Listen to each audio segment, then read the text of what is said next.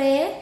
Kita masih ketemu lagi dalam PAP online kita pada hari ini. Bagaimanapun keadaan situasinya, kita sungguh bersyukur kepada Tuhan tidak mengurangi rasa sukacita kita untuk pertemuan PAP kita pada sore hari ini. Untuk itu, mari kita siapkan hati dan pikiran kita. Kita akan memulai ibadah kita, dan untuk itu kita akan bermazmur terlebih dahulu yang diambil dari Mazmur 100 ayat 1-5. Saya rindu teman-teman membuka Alkitabnya yang diambil dari Mazmur 100 ayat 1-5. Saya akan membacanya dan teman-teman dapat mengikutinya. Pujilah Allah dalam baitnya, Mazmur untuk korban syukur. Bersorak-soraklah bagi Tuhan, hai seluruh bumi. Beribadahlah kepada Tuhan dengan sukacita. Datanglah ke hadapannya dengan sorak-sorai. Ketahuilah bahwa Tuhanlah Allah, dialah yang menjadikan kita dan punya dialah kita, umatnya dan kawanan domba gembalannya. Maksudlah melalui pintu gerbangnya dengan nyanyian syukur, ke dalam pelatarannya dengan puji-pujian. Bersyukurlah kepadanya dan pujilah namanya. Sebab Tuhan itu baik, kasih setianya untuk selama-lamanya, dan kesetiaannya tetap turun-temurun. Mari kita nyatakan rasa syukur kita kepada Tuhan lewat pujian kita. Segala puji syukur bagi Tuhan.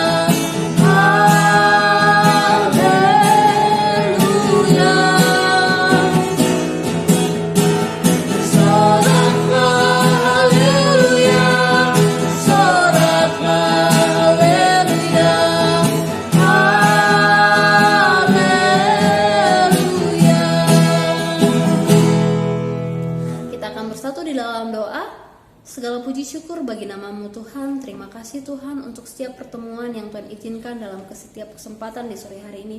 Kami sungguh bersuka cita karena kami masih bisa mengikuti ibadah hari ini. Biarlah Tuhan yang memberkati ibadah kami dari awal, pertengahan hingga akhir, dan memberkati hati dan pikiran kami masing-masing dimanapun kami berada. Kami menyerahkan seluruh rangkaian ibadah ini. Kami juga berdoa untuk hamba Tuhan yang akan menyampaikan kebenaran. Biarlah Tuhan yang memberkati hamba Tuhan itu, memberkati keluarganya, memberkati setiap pelayanannya. Biarlah nama Tuhan semakin dipermuliakan di dalam kehidupan kami. Kami menyerahkan semuanya, dan kami juga berdoa untuk teman-teman kami yang tidak bisa hadir dimanapun mereka berada. Biarlah Tuhan yang mengizinkan mereka untuk bisa mengikuti ibadah kami di Sabtu minggu depannya. Terpujilah Tuhan untuk setiap semuanya. Dalam nama Tuhan Yesus kami sungguh bersuka cita. Amin. Kita patut bersyukur karena ketika Yesus memanggil kita menjadi pekerja untuk melayani Dia dan menjadi saksi bagi Dia. Mari kita sembah Dia, Yesus yang luar biasa, Raja segala raja.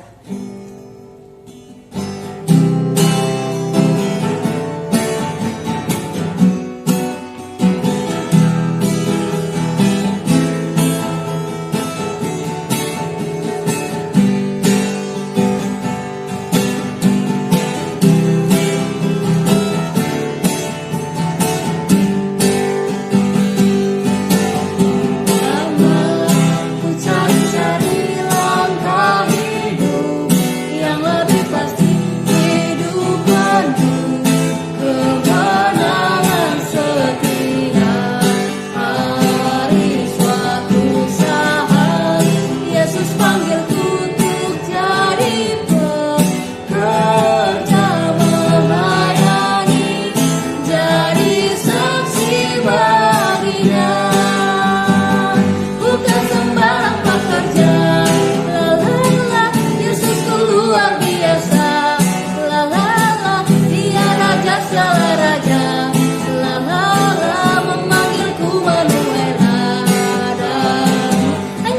anugerah semata. La la la, aku dipakai olehnya. La la la, sungguh amat istimewa menjadi pekerja Yesus yang mulia.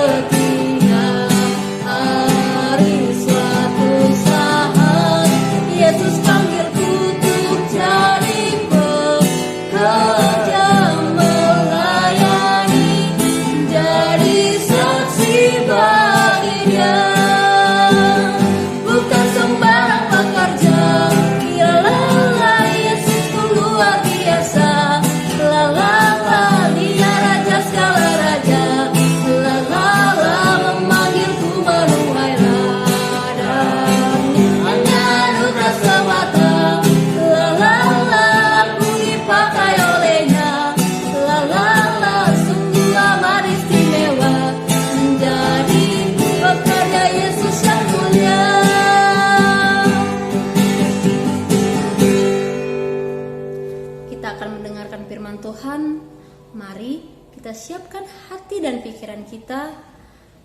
Kita bernyanyi bagaikan bejana siap dibentuk.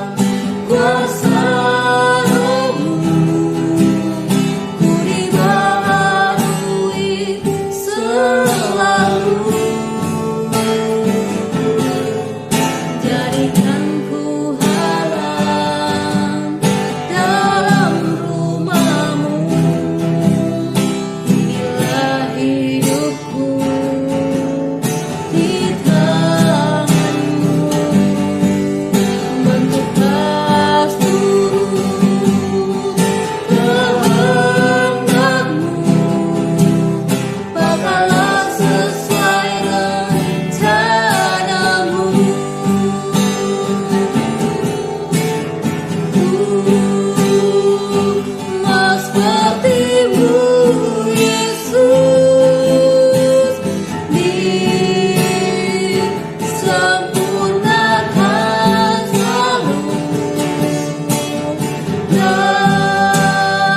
dalam setiap jalanku,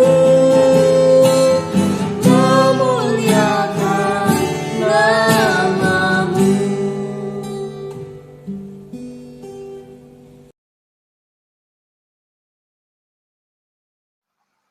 Shalom, selamat sore teman-teman yang dikasihi oleh Tuhan Yesus.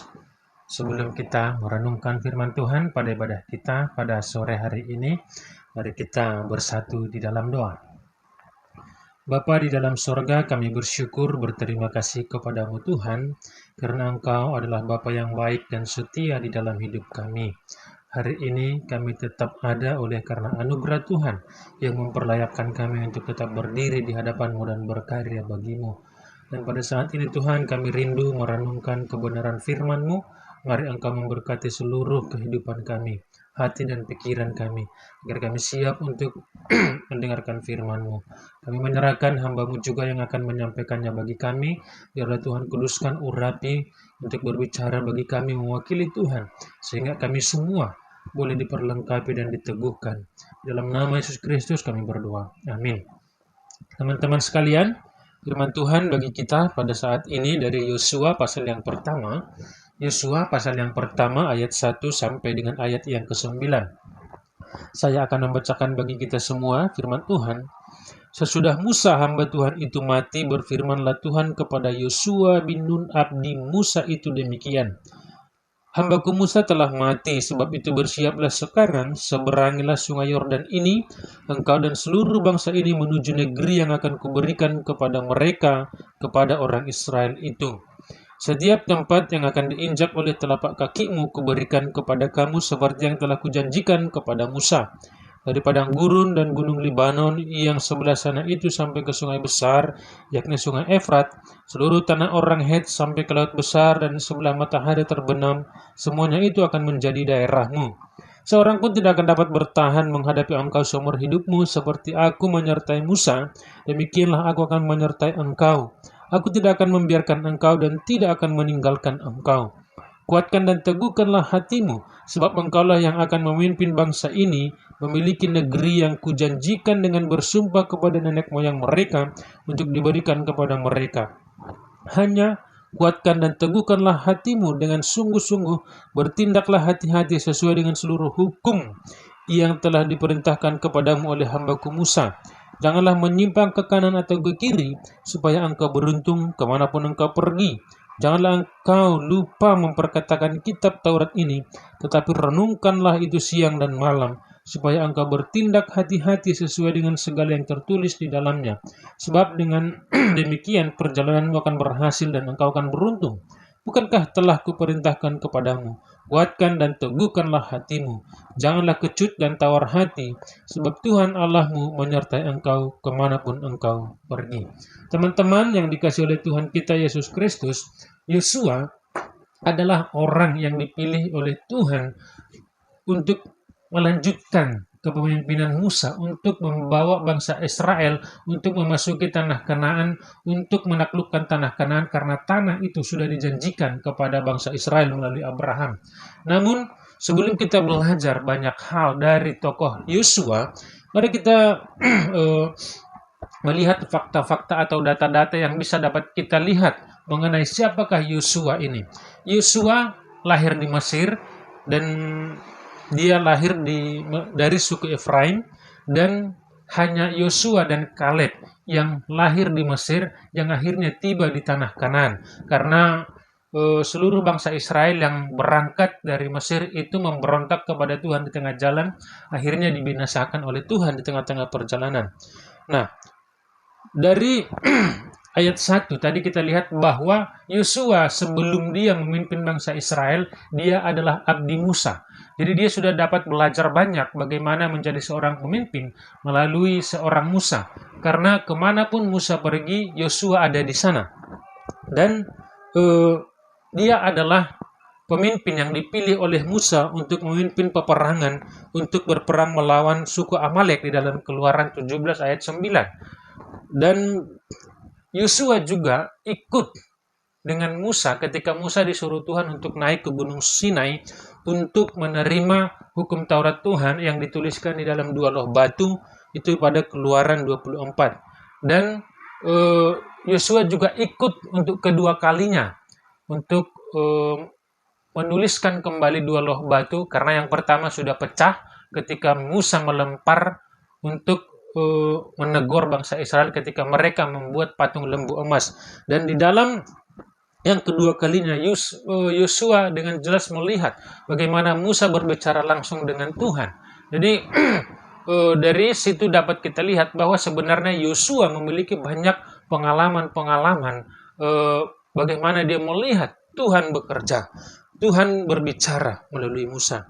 Nah, kemudian Yosua juga adalah salah satu yang dipilih oleh Musa dari antara 12 pengintai yang dikirimkan oleh Musa untuk menyelidiki tanah Kanaan. Dan hanya dia dan Kaleb yang meyakinkan bangsa Israel di tengah ketakutan mereka untuk menghadapi, untuk memasuki tanah Kanaan. Karena 10 orang yang lain mereka ketakutan. Karena apa? Melihat perawakan, melihat fisik orang-orang tanah Kanaan yang begitu jauh lebih besar dan lebih kuat dari mereka. Tetapi Yosua dan Kaleb meyakinkan bangsa Israel. Karena apa? Keyakinan akan penyertaan Tuhan. Nah, kemudian selanjutnya kita dapat melihat bahwa Yosua adalah orang yang dipilih oleh Tuhan secara langsung. Baik dengan berfirman langsung kepada Yosua maupun melalui Musa ketika Tuhan menyuruh Musa untuk mengurapi Yosua menggantikan dirinya memimpin bangsa Israel untuk memasuki tanah Kanaan. Teman-teman yang dikasihi oleh Tuhan, jika kita berandai-andai kita di dalam posisi Yosua, kita sudah melihat bagaimana Musa memimpin bangsa Israel dengan berhasil, dengan menghadapi bangsa Israel yang begitu tegar tengkuk, kemudian begitu penuh dengan sungut-sungut.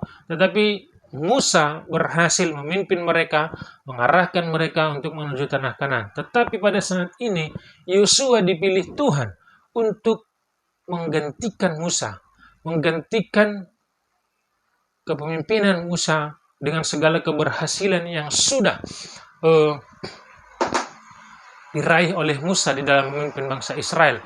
Dan dia juga sudah melihat bagaimana tantangan-tantangan yang dihadapi, baik menghadapi bangsanya sendiri maupun menghadapi bangsa-bangsa yang akan mereka hadapi di tanah Kanaan. Tetapi dapat kita lihat nanti kalau kita baca keseluruhan kitab Yosua, Yosua berhasil menaklukkan tanah Kanaan, sebagian besar tanah Kanaan, walaupun ada beberapa yang Tuhan katakan dibiarkan untuk nanti menguji bangsa Israel apakah mereka tetap setia kepada Tuhan atau tidak. Nah, bagaimana kita belajar dari seorang Yosua yang begitu muda menggantikan tokoh yang besar? Bagaimana ketika kita mungkin juga diperhadapkan dengan pengalaman-pengalaman yang biasa, tapi kita disuruh memimpin tim yang besar untuk melakukan pekerjaan yang besar. Pasti mungkin ada kekhawatiran, ada ketakutan di dalam diri kita. Mungkinkah saya bisa? Mungkinkah saya mampu? Mungkinkah saya sanggup melewati semua permasalahan ini? Mungkinkah saya berhasil menyelesaikan tugas dan tanggung jawab ini? Tetapi kita dapat belajar bagaimana Yosua, dia berhasil melakukan tugas dan tanggung jawabnya, berhasil melakukan pekerjaannya, sehingga akhirnya memasuki tanah Kanaan, memperoleh tanah yang sudah dijanjikan Tuhan kepada mereka. Hal yang pertama yang dapat kita pelajari dari Yosua adalah apa? Dia yakin, dia yakin akan panggilannya, dia yakin akan pilihannya, dia yakin bahwa dia dipanggil dan dipilih oleh Tuhan untuk melakukan tugas dan tanggung jawabnya. Jadi teman-teman, ketika kita memasuki suatu tanggung jawab atau pekerjaan, salah satu yang perlu kita selidiki adalah benarkah Tuhan panggil saya? Benarkah Tuhan pilih saya? Benarkah Tuhan suruh saya melakukan ini? Ketika kita masuk baik ke dalam suatu pekerjaan, baik dalam nanti mungkin kepernikahan, kita harus menyelidiki, kita harus meyakinkan apakah benar-benar kita dipanggil, apakah kita benar-benar disuruh, apakah kita benar-benar meyakini bahwa Tuhan menyuruh kita melakukan hal tersebut di dalam hidup kita. Baik di dalam dunia pekerjaan, apakah Tuhan suruh memang yakin kita bekerja di dalam pekerjaan kita yang sekarang? Apakah benar Tuhan suruh kita nanti menikah dengan si A? Itu butuh pergumulan, itu butuh relasi yang baik dengan Tuhan untuk melihat, untuk mengetahui dan meyakini pimpinan Tuhan dan panggilan serta pemilihan Tuhan di dalam hidup kita. Tetapi Yesaya dengan jelas yang meyakini panggilan baik melalui Tuhan secara berfirman secara langsung melalui maupun melalui Musa kepada Yosua. Oleh karena itu, teman-teman yang dikasih oleh Tuhan, bagaimana kita dapat meyakini panggilan Tuhan di dalam hidup kita? Itu apa? Melalui firman Tuhan. Melalui firman Tuhan. Yang berikutnya apa? Melalui orang-orang yang dekat dengan Tuhan. Orang bisa memakai orang yang punya kerohanian yang lebih dewasa untuk menentukan sebagai pertimbangan bagi kita. Benar nggak kita ketika kita memutuskan untuk melakukan sesuatu di dalam hidup kita?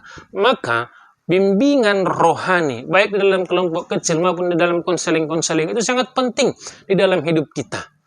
Perenungan firman Tuhan secara pribadi itu juga sangat penting di dalam hidup kita untuk mengetahui dan meyakini pimpinan dan panggilan Tuhan di dalam hidup kita.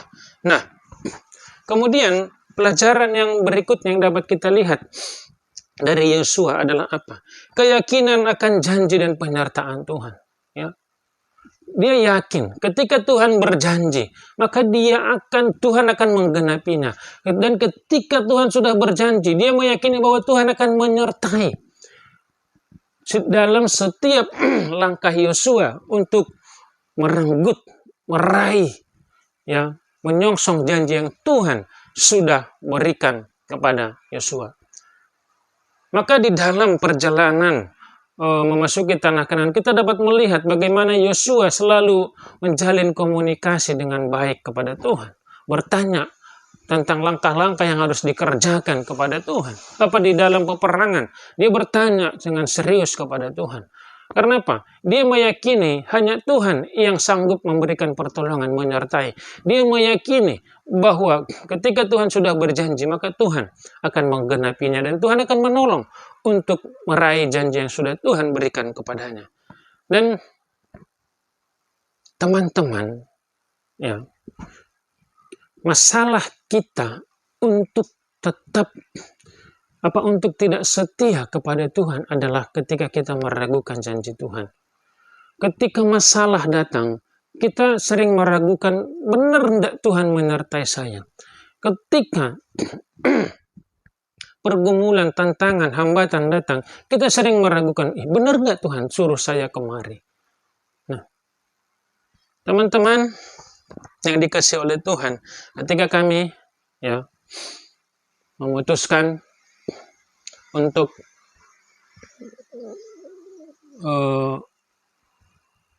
mengambil keputusan untuk melayani di Stabat dengan banyak pergumulan di dalam doa dan firman Tuhan.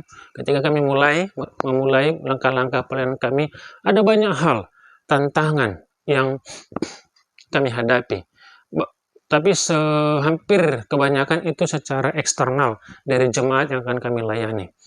Kami masuk ke dalam jemaat yang bergejolak karena ada permasalahan sebelumnya. Dan ketika kami mulai masuk ke dalam pelayanan, salah satu yang dipermasalahkan adalah latar belakang pendidikan saya, di mana saya sarjana komputer, walaupun akhirnya mengambil sekolah teologi untuk pasca sarjana. Mereka mempersalahkan, masa calon pendeta kami adalah sarjana komputer? Akhirnya banyak perdebatan, akhirnya kita berembuk dengan pengurus sinode, dirapatkan dan langkah-langkah yang akan dikerjakan apa. Kemudian masih banyak tantangan-tantangan yang kami hadapi di dalam pelayanan. Tetapi ketika kami meyakini bahwa kami dipanggil dan disuruh Tuhan, ketika kami yakin janji Tuhan menyertai, ketika kami yakin sepenuhnya akan pernyataan Tuhan. Sampai saat ini, walaupun masih dalam waktu yang singkat, kami tetap penuh sukacita melayani. Nah, masalah, tantangan, itu sebenarnya adalah cara bagaimana Tuhan menunjukkan kuasa-Nya, adalah bagaimana caranya, bagaimana Tuhan menunjukkan keperkasaannya kepada kita. Bukankah Paulus sendiri di dalam kitab Korintus, 3 kali aku berdoa. Ya, tetapi apa jawaban Tuhan? Justru ketika kamu lemah, kamu kuat. Di dalam segala kelemahanmu, Tuhan menyatakan kuasanya. Artinya apa? Ketika kita lemah, kita merasa tidak sanggup menghadapi tantangan. Tapi justru disitulah Tuhan bekerja. Tuhan menyatakan penyertaannya. Tuhan menyatakan kuasanya bagi kita. Maka teman-teman yang dikasihi Tuhan, ketika kita menghadapi masalah, ketika kita menghadapi tantangan, ketika kita menghadapi pergumulan di dalam melakukan tugas dan tanggung jawab panggilan Tuhan bagi kita, justru disitulah kita akhirnya boleh merasakan bagaimana Tuhan sebenarnya bekerja menolong dan menguatkan kita. Jadi jangan takut, jangan khawatir di dalam semua pergumulan dan masalah kita. Kemudian hal berikutnya yang kita pelajari, dia tahu apa yang dia kerjakan dan kemana dia akan pergi. Ya. Artinya dia memiliki visi yang jelas tentang ke depan apa yang harus dikerjakan. Dia memiliki, di sini aku ngapain. Dia mengerti, di sini aku ngapain dan mau kemana. Banyak orang di dalam hidup ini, dia tidak mempunyai pandangan ke depan tentang bagaimana, tentang kemana. Akhirnya ketika dia menjalani hidupnya sekarang pun dia tidak ngerti apa yang akan dia kerjakan. Tetapi Yosua dengan jelas, ya, dia tahu kemana dia mau pergi. Karena apa? Tuhan sudah menyatakannya bagi dia. Pergilah dan rebutlah tanah Kanaan. Sehingga dia ngerti apa yang mau dikerjakan. Banyak orang di dalam hidup ini ketika ditanya, ketika kamu nanti umur sekian mau jadi apa? Tidak tahu. Sehingga sekarang dia tidak tahu apa yang dia kerjakan. Karena apa? Dia nggak tahu apa yang dia tuju. Dia tidak tahu kemana dia akan pergi. Jadi teman-teman yang dikasih oleh Tuhan, keyakinan, tujuan, visi itu adalah hal yang sangat berpengaruh. Karena apa? Ketika kita memiliki tujuan yang jelas, ketika kita memiliki visi yang jelas, akhirnya apa? Kita mengerti apa yang akan kita kerjakan, langkah-langkah yang akan kita kerjakan untuk meraih tujuan, untuk menggenapi visi yang sudah kita yakini di dalam hidup kita. Ya. Maka ketika kita meyakini tujuan dan jelas di dalam hidup kita, kita tahu apa yang kita kerjakan.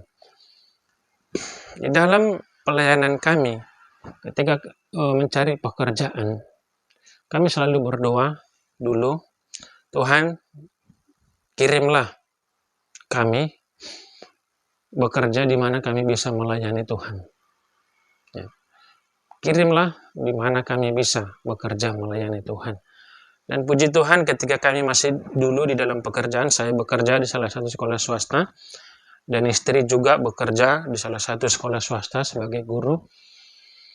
Kami bisa merintis pelayanan, baik ibadah-ibadah guru-guru maupun PA-PA dengan guru-guru. Karena apa? Kita tahu visi kita itu adalah melayani Tuhan. Kita tahu tujuan hidup kita itu adalah melayani Tuhan.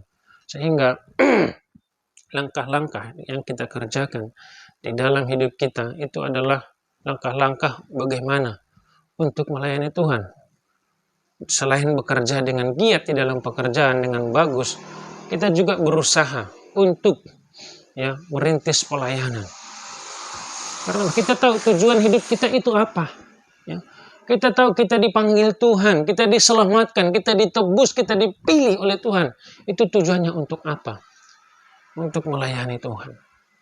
Maka teman-teman yang dikasih oleh Tuhan, ketika kita belum yakin sepenuhnya bahwa kita dipanggil dan dipilih Tuhan untuk melayani Tuhan melalui semua profesi, melalui semua bagian yang kita tekuni sekarang, maka akhirnya kita hanya melakukan segala sesuatu untuk bertahan hidup, bukan untuk menyenangkan Tuhan, bukan untuk melayani Tuhan, bukan untuk menggenapi rencana Tuhan. Ketika kita belum meyakini dengan sungguh-sungguh tujuan hidup kita untuk melayani Tuhan, untuk meraih janji Tuhan, untuk menggenapi visi Tuhan, maka sebenarnya kita sedang menjalani hidup ini hanya sekedar untuk bertahan hidup, bukan untuk menyenangkan Tuhan. Itu dapat kita lihat perbandingan antara Yosua dengan sebagian besar bangsa Israel. Ketika bangsa Israel menghadapi masalah, mereka bersungut-sungut dan mereka memikirkan untuk kembali ke Mesir. Kenapa? Di sana kami akan makan. Yang mereka pikirkan hanya untuk bertahan hidup, bukan meraih janji Tuhan, bukan meraih visi Tuhan. Jadi teman-teman, yakinilah bahwa kita semua dipanggil Tuhan untuk melayani. Sehingga ketika kita meyakini itu, kita akan berusaha. Dan kita akan mengerti akan apa yang akan kita kerjakan di dalam hidup ini. Nah, kemudian Yosua adalah orang yang taat dan setia. Taat itu berbicara tentang ketika Tuhan suruh, dia melakukannya. Setia itu berbicara tentang bahwa sepanjang hidupnya dia tidak akan meninggalkan Tuhan. Coba bayangkan, teman-teman yang dikasih oleh Tuhan, sering sekali Tuhan itu menyuruh melakukan sesuatu yang melampaui batas pikiran kita, yang tidak dapat kita terima dengan akal pikiran kita. Dalam menyeberangi sungai Yordan pada pasal 3, dikatakan di sana bahwa sungai itu sedang meluap, sedang banjir. Dan tidak ada jembatan, tidak ada kapal, tidak ada perahu. Tetapi Tuhan suruh mereka menyeberang. Tuhan berperintahkan Yosua, seberangilah sungai Yordan. Bagaimana? Suruhlah tua-tua Israel untuk memikul tabut perjanjian untuk berdiri di depan. Dan apa yang terjadi? Ketika tua-tua mau menginjakkan kaki ke air, tidak sempat basah. Kakinya, kasutnya tidak sempat basah, airnya langsung kering. Masuk akal? Tidak. Tetapi Yosua dan seluruh tua-tua Israel mereka taat. Sehingga di dalam ketaatan mereka, Tuhan bekerja. Di dalam ketaatan mereka, Tuhan bekerja. Jadi teman-teman yang dikasih oleh Tuhan, di dalam perjalanan hidup kita, bagian kita itu hanya untuk taat. Ketika kita taat, maka Tuhan bekerja. Sulit memang untuk taat, karena kadang Tuhan memimpin kita, Tuhan menyuruh kita untuk melakukan yang di luar pemikiran. Demikian juga ketika mereka mau merebut kota Jericho dengan tembok yang besar, tebal. Kita dapat meyakini bahwa temboknya sangat kokoh dan besar karena apa? Rahab itu tidur di tembok. Berarti mungkin temboknya memiliki kamar-kamar, berarti sangat kokoh, bahkan untuk tempat tinggal pun bisa. Kalau sekarang mungkin gampang pakai dinamit runtuh, atau pakai bulldozer runtuh. Kalau mungkin Tuhan suruh robohkan itu, tembok sebesar, selebar 6 meter, pakai dinamit runtuh. Gunung aja bisa rata pakai dinamit. Tapi pada saat itu nggak punya apa-apa. Mereka itu adalah orang yang sedang dalam perjalanan. Peralatan-peralatan mereka tidak punya. Tapi mereka disuruh menaklukkan kota Jericho. Hanya dengan apa? Mengelilingi. Masuk akal? Tidak. Tapi dia taat. Teman-teman, Allah bekerja melampaui akal pikiran kita. Tetapi ketika kita taat, kita dapat melihat bagaimana Tuhan di dalam kuasanya boleh bekerja. Maka bagian kita adalah apa? Taat. Setia. Kita dapat melihat kesetiaan Yosua ketika pada akhir hidupnya. Kamu boleh pilih beribadah kepada Tuhan atau kepada dewa-dewa. Tetapi aku dan seisi rumahku akan beribadah kepada Tuhan. Di dalam pasal 24. setia, taat dan setia di dalam hidupnya. Kemudian dia menjaga kekudusan. Ya. Kita dapat melihat di dalam pasal 7, ya, Tuhan sudah berfirman ketika mereka menaklukkan Yeriko bahwa semua barang rampasan itu harus dihanguskan dan dibakar. Tapi ada seorang keluarga Akan, tanpa sepengetahuan Yosua, mengambil perhiasan dan lain-lainnya untuk dia pergunakan sendiri. Dan itu mendatangkan murka Tuhan. Tapi Yosua dengan tegas, ya, menjaga kekudusan bangsa Israel dengan apa? Memusnahkan keluarga Akan. Bukankah Tuhan Yesus sendiri mengatakan sedikit ragi akan merusak adonan? Yosua tidak mau. Dosa Akan itu akan merusak bangsa Israel. Maka dia menjaga kekudusannya dengan menghancurkan, memusnahkan. Maka bagian kita di dalam hidup ini adalah juga menjaga kekudusan hidup kita. Ya. Menjaga kekudusan. Kemudian bertanggung jawab di dalam pekerjaan. Yosua bertanggung jawab. Ketika mereka kalah di dalam peperangan melawan Ai, oleh karena dosa Akan, dia adalah orang yang pertama berkabung, mengoyakkan pakaiannya, kemudian dia berdoa kepada Tuhan.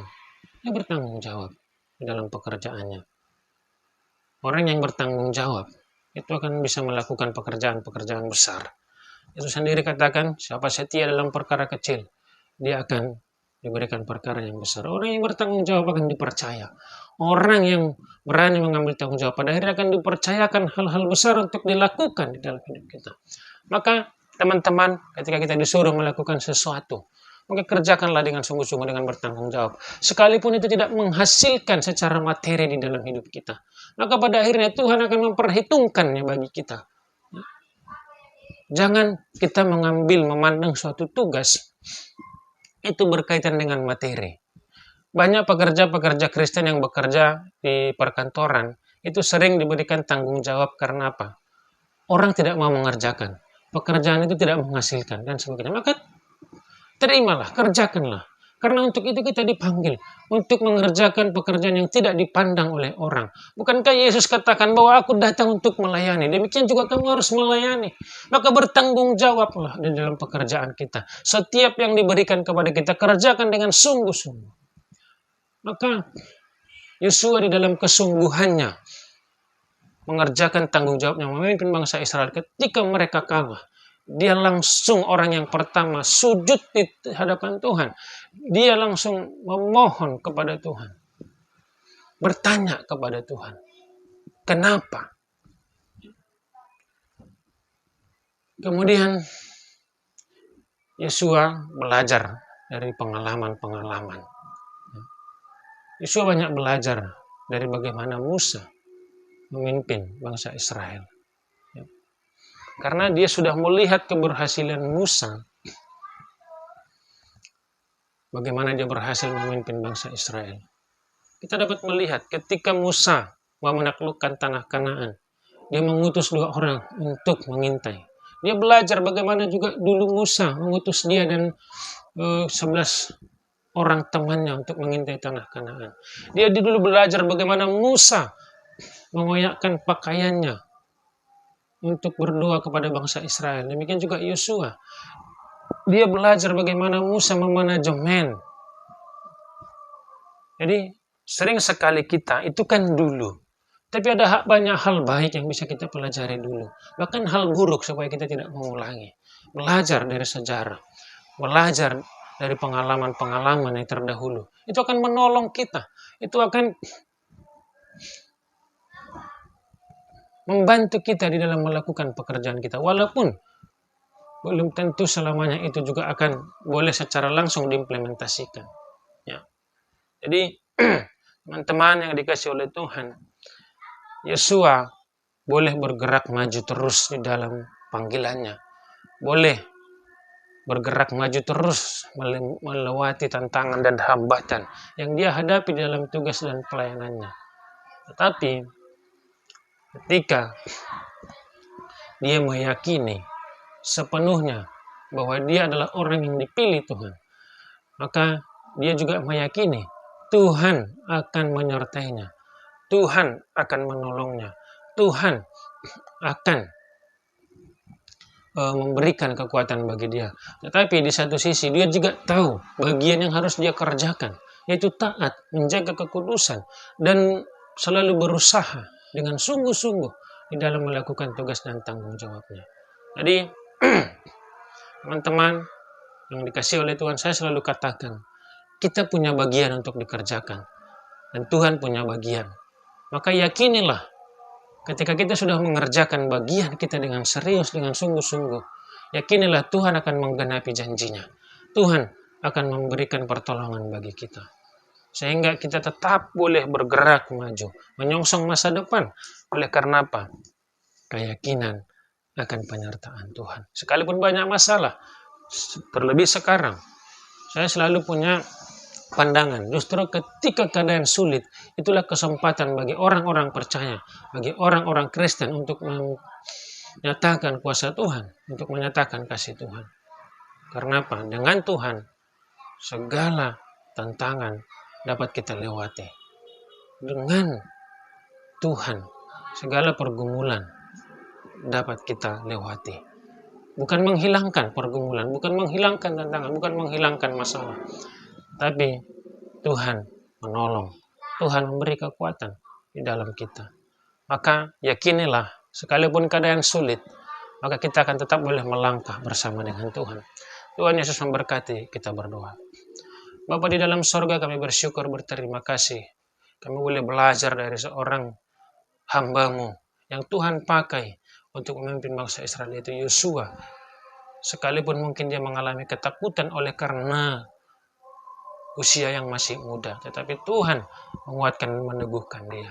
Oleh karena itu, biarlah juga kami boleh belajar bagaimana kami boleh taat dan setia, bagaimana kami boleh bertanggung jawab, bagaimana kami boleh mengambil bagian kami di hadapan Tuhan untuk melakukan tugas dan panggilan kami sebagai hamba Tuhan, sebagai pelayan Tuhan. Oleh karena itu, kuatkan dan teguhkanlah kami secara khusus di tengah-tengah banyak pergumulan permasalahan yang kami hadapi sekarang. Biarlah kuasa Tuhan boleh menyertai dan menolong kami. Dalam Kristus Yesus kami berdoa dan bersyukur. Amin. Kita barusan saja mendengarkan firman Tuhan, dan mari kita ambil komitmen pada diri kita masing-masing bahwa setiap hidup yang kita jalani, baik yang muda, remaja, ataupun tua, bahwa Tuhan mengizinkan kita dan masih diberi kesempatan untuk melayani. Kita pergunakan setiap waktu yang Tuhan izinkan untuk melayani kita, orang-orang yang ada di sekitar kita ataupun dimanapun kita berada. Kita angkat pujian, hidup ini adalah kesempatan.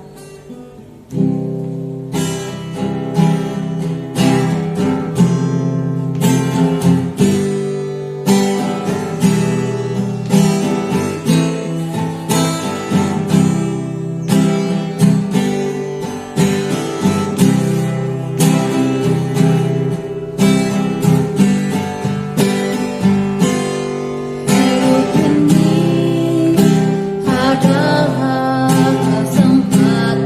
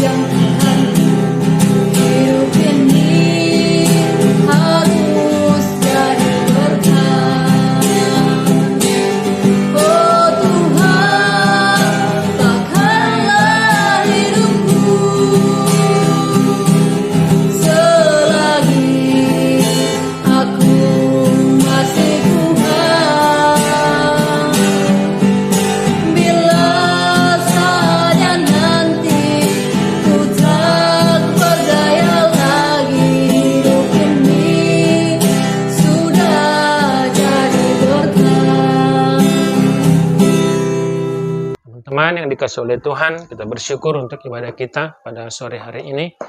Kita akan mengakhirinya, maka kita akan tutup di dalam doa. Nanti kita akan berdoa bersama doa Bapa kami. Kita berdoa.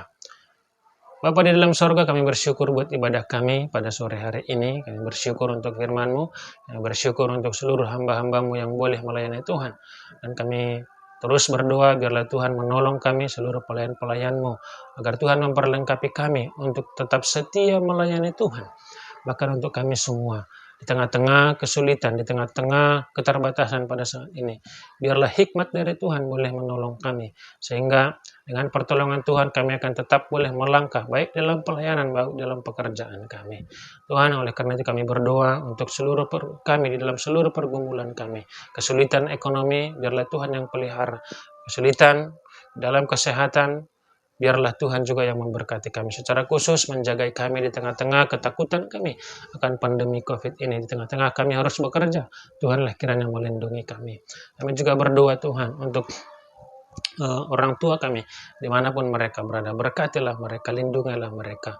Dan kami terus berdoa untuk bangsa dan negara kami ini, secara khusus untuk tenaga medis, untuk aparat yang boleh Tuhan pakai untuk menanggulangi, menghadapi pergumulan bangsa kami ini. Berkatilah mereka, lindungilah mereka, dan biarlah Tuhan juga yang memberkati keluarga mereka. Bahkan kami berdoa untuk guru-guru yang bekerja untuk mendidik bangsa dan negara kami di tengah-tengah pergumulan pendidikan sekarang. Tuhan, berikanlah mereka hikmat, berikanlah mereka sukacita dan kesabaran.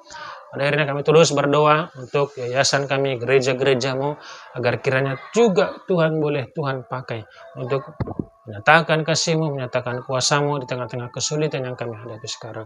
Pada akhirnya biarlah nama-Mu dipermuliakan di dalam seluruh hidup kami. Inilah doa kami dalam Kristus Yesus, kami berdoa, dan dengarlah juga doa kami bersama yang kami nyatakan kepadamu dalam doa Bapa kami. Kita berdoa. Bapa kami yang di sorga, dikuduskanlah nama-Mu, datanglah kerajaan-Mu, jadilah kehendak-Mu di bumi seperti di sorga. Berikanlah kami pada hari ini makanan kami yang secukupnya, dan ampunilah kami akan kesalahan kami, seperti kami juga mengampuni orang yang bersalah kepada kami. Dan janganlah membawa kami ke dalam pencobaan, tetapi lepaskanlah kami daripada yang jahat, karena Kau yang punya kerajaan dan kuasa dan kemuliaan sampai selama-lamanya. Maka biarlah anugerah dari Tuhan kita Yesus Kristus, kasih setia dari Allah Bapa di sorga, dalam persekutuan dengan Roh Kudus, itulah yang memberkati kita hari ini sampai selama-lamanya. Amin.